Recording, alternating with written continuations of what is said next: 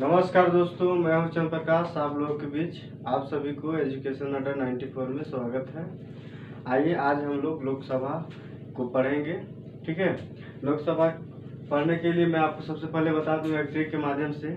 हमारा ट्रिक है 5 लो दूसरा, 5 लो दूसरा, 5 लो दूसरा। 5 से हुआ प्रथम सदन, न से हुआ आपका निम्न सदन और लो से हुआ लोकसभा।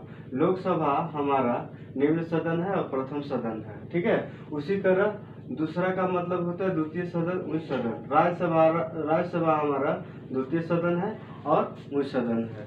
दोस्तों आज हम लोग लोकसभा को पढ़ेंगे, फिर अगले पार्ट में हम लोग राज्यसभा को पढ़ेंगे। चैप्टर वाइज चैप्टर जो है किसे खत्म करेंगे। ठीक है दोस्तों, तो आज हम लोग लोकसभा पढ़ेंगे। Lok Sabha house of the people को पढ़ेंगे। लोकसभा में सदस्यों की संरचना जो है कि तय की गई है, जिसमें 550 + 2 जो है निर्धारित की गई है।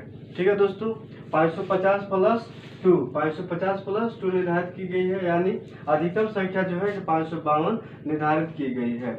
लेकिन अनुच्छेद 331 के तहत दोस्तों 552 जो है कि 552 सीटों का जो आरक्षित की गई है, उसमें जो है कि कुछ राज्य और केंद्र शासित से आते हैं और 2 सदस्यों का मनोनयन जो है कि राष्ट्रपति करता है, जिसमें 530 सीटें जो है कि राज्य से आती है और 20 सीटें जो है केंद्र शासित से आती हैं। लेकिन अभी वर्तमान में दोस्तों मैं आपको बताना चाहूँगा कि 13 सीटें जो है केंद्र शासित से आती हैं और 2 सीटें का जो है कि राष्ट्रपति मनोनयन करता है। ठीक है, और 530 सीट जो है कि हमारे राज्य से आती है। तो टोटल अभी वर्तमान में हमारा 530 + 13 + 2 यानी 245 सीट हमारे लोकसभा में सदस्यों की संख्या होती है। अब इसके चुनाव के लिए कुछ प्रक्रिया है, मैं आपको बताना चाहूँगा। चुनाव के यही है कि चयन जो है कि प्रत्यक्ष रूप से होता है। चयन इससे कैसा होता है?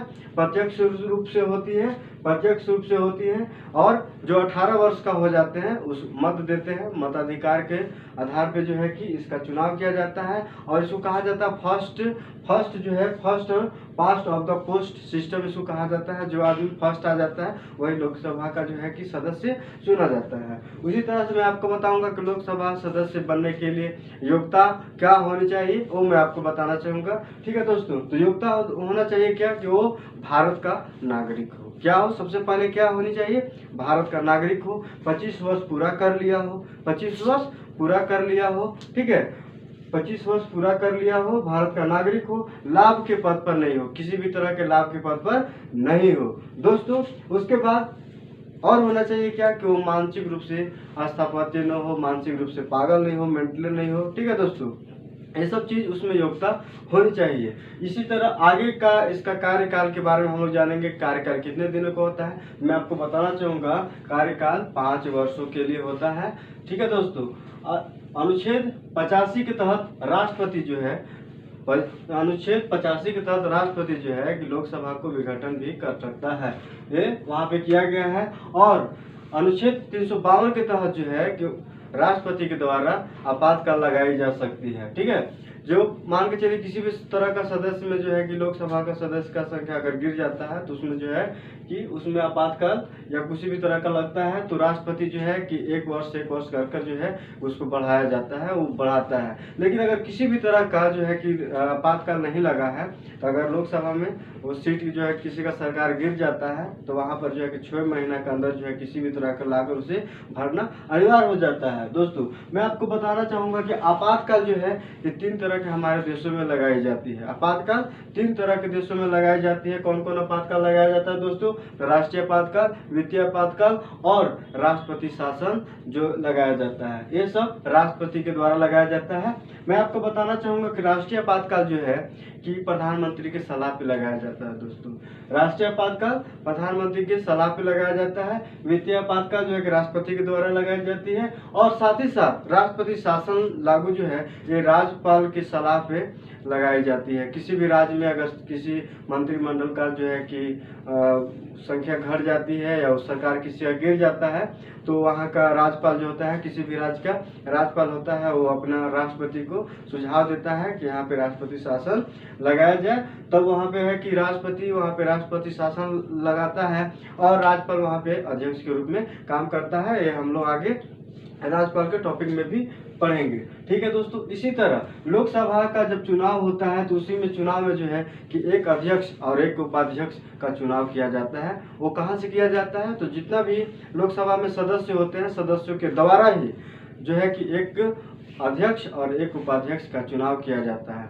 दोस्तों, अध्यक्ष और उपाध्यक्ष का कुछ जो है कि पद है, सीमा है, क्या है, उसके बारे में हम लोग समझेंगे, उसका शक्ति क्या होती है। तो वो है कि वो धन विधेयक, किसी भी धन विधेयक के ऊपर जो है विचार विमर्श कर सकते हैं लोकसभा के सदस्य। ठीक है, और 108 अधिवेशन है, वो भी जो है कि उन लोग के द्वारा जो है कि की जाती है।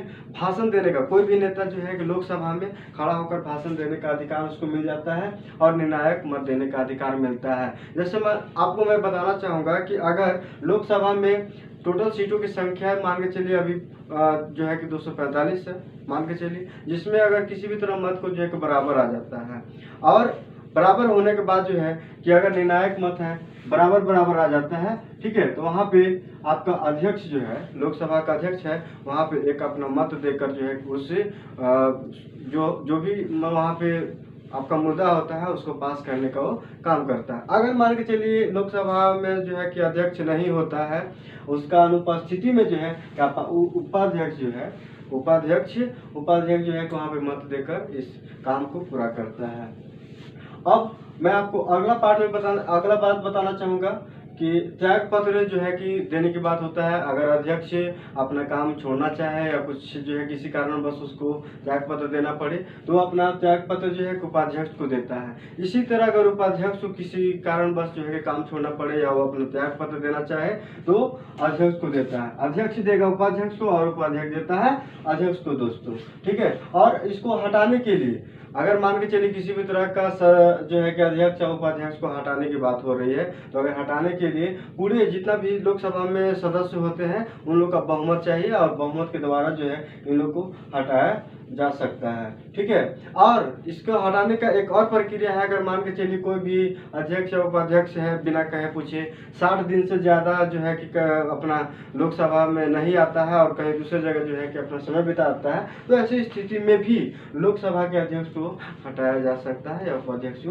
हटाया जा सकता है। अब मैं आपको बताना चाहूँगा दोस्तों कि लोकसभा में कुछ जो है कि आरक्षण दी गई है SC/ST के लिए। तो मैं आपको बताऊँगा कि आरक्षण जो है कि 330 और 331 में दिया गया है। 330 जो है 84वां संविधान संशोधन के द्वारा 330 अनुच्छेद 330 में 84वां संविधान संशोधन के द्वारा जो है कि एससी को जो है आरक्षण दी गई है, और 331 में अनुच्छेद 331 में जो है कि 47वां संविधान संशोधन के द्वारा ST को आरक्षण दी गई है। दोस्तों, मैं आपको बताना चाहूँगा कि इससे ज़्यादा जो है कि लोकसभा से सवाल नहीं पूछे जाते हैं। अगर हमारे बताए हुए बातों आपको अच्छी लगे तो आप इस वीडियो को लाइक कीजिए, सब्सक्राइब कीजिए और जितना हो सके दोस्तों इसको शेयर कीजिए, और हमारे हर वीडियो को पाने के लिए आप हमारे बेल आइकन को दबाएं ताकि हमारा हर वीडियो का नोटिफिकेशन आपके तक पहुंचता रहे।